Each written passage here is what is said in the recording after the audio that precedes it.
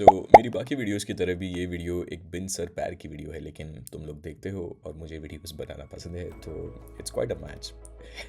So I recently met an aerospace engineer. We went for drinks. And I don't drink beer or alcohol at all, but with some really good company, you can break a few rules sometimes, right? And he told me about what Pareto optimal is. It means if you improve one thing, you have to sacrifice something else. यानी तुम एक चीज़ improve करते हो तो किसी दूसरी चीज़ को sacrifice करना पड़ता है. फॉर एग्जाम्पल, अगर तुम एक इंजन का थ्रस्ट बढ़ाते हो, जैसे हाई बाईपास टर्बोफैन का थ्रस्ट रेटिंग इंक्रीज करना, तो generally specific fuel consumption SFC भी इम्पैक्ट होता है.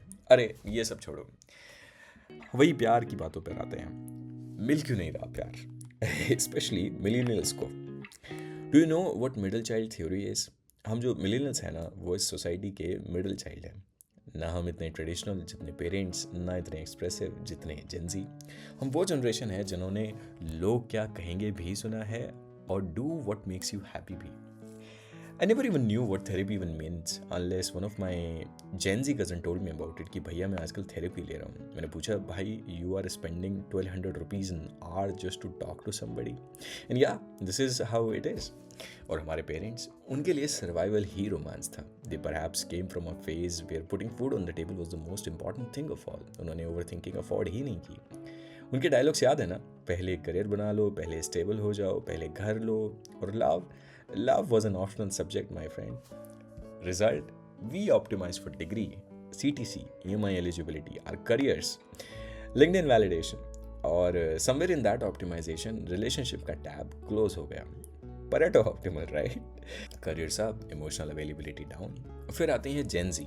And honestly, I low-key really admire them. They normalize casual dating. They say, I deserve better. I have boundaries. This feels toxic. And हम क्या बोलते थे? चलेगा, adjust कर लेंगे.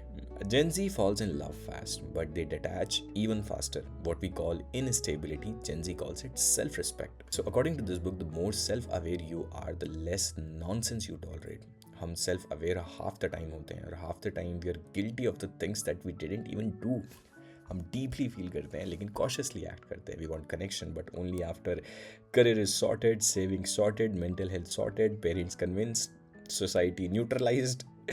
और जब तक सब सॉर्टेड हुआ, we forgot how to be spontaneous. और शायद आयरनी यही है कि अब लाइफ इतनी कंफर्टेबल हो गई है कि हम अलोन रहने में कंफर्टेबल हो गए हैं. हमने पहले फाउंडेशन बनाया, और फाउंडेशन बनाना गलत नहीं था, बिकॉज जब लव आएगा तो वो डिस्ट्रैक्शन नहीं होगा, वो डिपेंडेंसी नहीं होगा, वो चॉइस होगा, योर कॉन्शियस चॉइस.